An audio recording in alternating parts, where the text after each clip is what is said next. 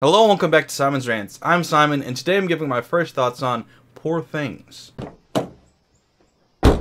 Well, that was a movie. Poor Things was directed by Yorgos Lanthimos, the director of The Lobster and The Favourite, and is starring Emma Stone, Mark Ruffalo, Willem Dafoe, and Rama Youssef. And it is also based on a book that I did not read. Poor Things is an absolutely absurd movie. If you've seen the trailer, you know what I mean. It is absurdism. I'm not saying it's absurd, it's an absurd movie. It's absurdism, and that's what it's going for. In case you don't know what it is an absolutely absurd take on a Frankenstein-like story where a doctor takes the brain of an infant and puts it into the dead body of an adult woman. That child then has to grow up in an already grown adult body. This leads to a lot of complications, a lot of comedy, a lot of philosophy, a lot of commentary. A lot of things happen in this movie that are ranging from hilarious to artistic brilliance and everywhere in between. And I am an absolute sucker for movies like this that are absolutely absurd. This reminded me a lot of Michel Gondry, who is one of my favorite directors of all time.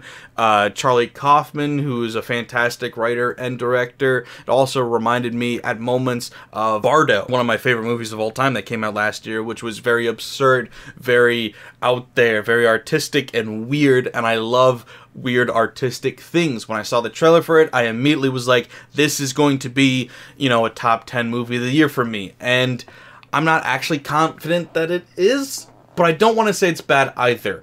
I don't yet know what I think about this movie, which is interesting, so I hope you'll enjoy as I verbally process this movie. So like I said, it is absolutely absurd, and I do mean that in the best way possible. It is very strange. It has also got a lot of absurdity in its comedy. Like, the way people interact is so brilliantly absurd in a very European way. This movie does not feel American whatsoever, despite the cast being at least predominantly American. There's things that just work in a way that we're not used to seeing in American cinema. That's why it's hard to find showtimes for this movie. I had to go to more of an art house theater to watch it. You couldn't just go to your local AMC and watch it. At least I couldn't. And like I said, I really love those kind of movies. For me, I think it's the commentary that really didn't hit home for me entirely, but I'll get back to that in a minute. First, the good things. The cast is phenomenal in this movie. I really enjoy Emma Stone, Willem Dafoe, Mark Ruffalo. They're all phenomenal in this movie, especially in the comedic timing of these absurd moments that just keep coming. I think some people may get bored by how absurd it is. It can get a little bit tedious, a little repetitive, and for me, I did one or two times, but somehow, for the most part, it remained fresh. Like, there's this ongoing joke, this running joke throughout the whole thing where everybody, as this is a commentary on society and how people are supposed to act very proper and prim, and then all of a sudden they're not. Like, there's this moment where Willem Dafoe's character, who is the doctor, is giving this demonstration, and these two students are talking, and they're like, he's got a physical deformity, and they're like, is it just me, or is it hard to concentrate when a corpse is giving the presentation, or something like that? And then one of the other characters behind them is like, yada yada yada. He counters whatever they say. I forget what he says, but that's not the point. The one character goes, oh, forgive me, what's your face? I did not realize you were a part of this conversation. Just because your proximity is close to us does not mean that you are involved. And then the other character goes, yeah, so fuck off.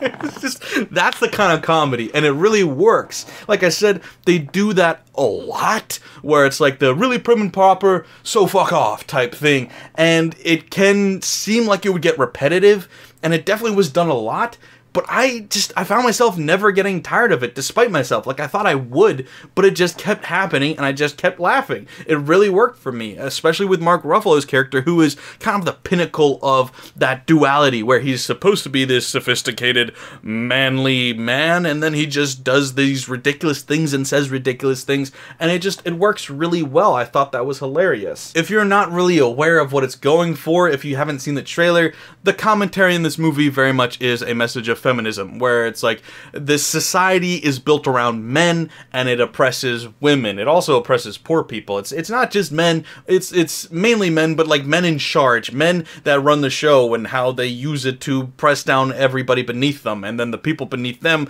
can also then push down the people beneath them to maintain that pressure balance.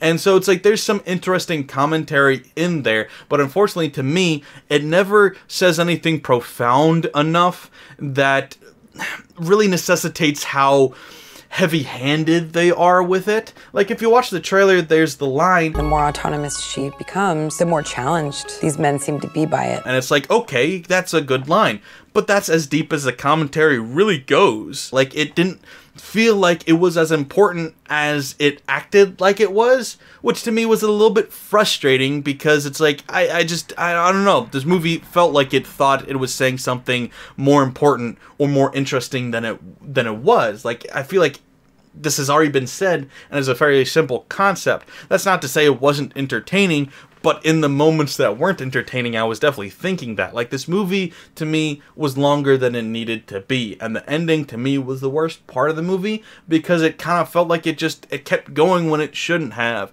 It doubled down on some commentary that we had already said, just with new characters now. I think it's good, not great, is my point. I don't want to say this movie's bad.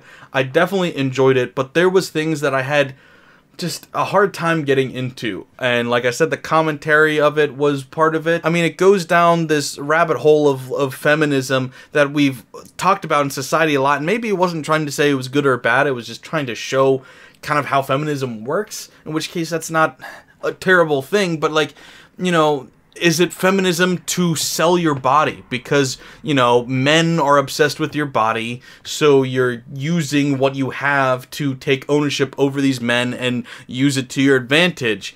But it's also selling your body. You're also a prostitute. Is that a good thing? And so it's like, I don't know, and they don't ask whether it's a good thing or not. They just show it and say it's empowering, and then say, oh, but there's some bad things, and so maybe it's, see, that's what I'm saying, like, I don't know if I like it or not. I don't know, because I don't entirely know what it's saying, but do I need to completely understand it to like it? No, I really don't. I don't think that's how art works. You can enjoy art even without completely understanding what it's saying or what it is or what it's representing. There's also just like so much sex in this movie. And I get it that like that's kind of the point, is like it's showing, I think the commentary is saying that like sex is like the first thing that we crave, the first thing that we get into and obsessed with. You know, you're a child and you don't really have any real focus in your life, and then once you become sexually awakened, that becomes your main focus in life. It's like, I just want that. And then it shows like, well, then you're supposed to develop past that. And, you know, that's what Emma Stone's character did. She became really interested in philosophy, and like I said, she ended up using sex to gain power over people, but it's like those people she's getting power over never evolved past that need for sex. That's their obsession, and never changes. And so like that's interesting, but I don't know, it kind of felt like the message was confused and a little bit all over the place.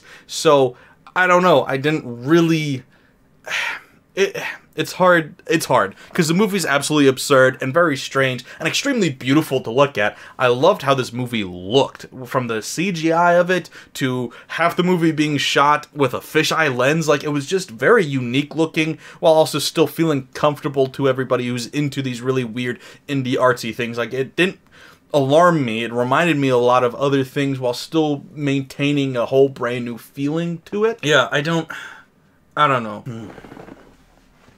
How do I feel about it? I don't know. I don't know. This isn't a very hopeful review, is it? It's it's a very weird movie. It's definitely too weird for a lot of people. This is not going to have mainstream success. I think even a lot of critics will be kind of scratching their heads at how weird it is. And I don't even know if I like it or not. I think I do. I don't think I loved it. I definitely didn't hate it. Damn. What do I think? What do I think about this movie? I think I'm confused by it. But not confused in like I don't understand it. Confused on like, but did I like it or not? Which is a weird place to be. I guess I did. The comedy, good. The acting, good. The imagery, fantastic. some of it's just sloppy. Like the movie was a little bit sloppy. Like it wasn't a great movie, and like I almost get tricked into thinking it was a great movie because visually it's so astounding and it's so quirky. And I love quirky movies. I'm a sucker for quirky, weird, absurd movies. I think me and a lot of other people see the weird, quirky, and absurd and go, oh, so it's automatically good. And then you have to kind of take pause and be like, was it really though? And I think this movie was good. I just don't think it was great, which is disappointing because it definitely could have been, you know, better. It could have been amazing. Good, not great. 6.5. I think that works for me. I enjoyed it. I don't wish I didn't see it.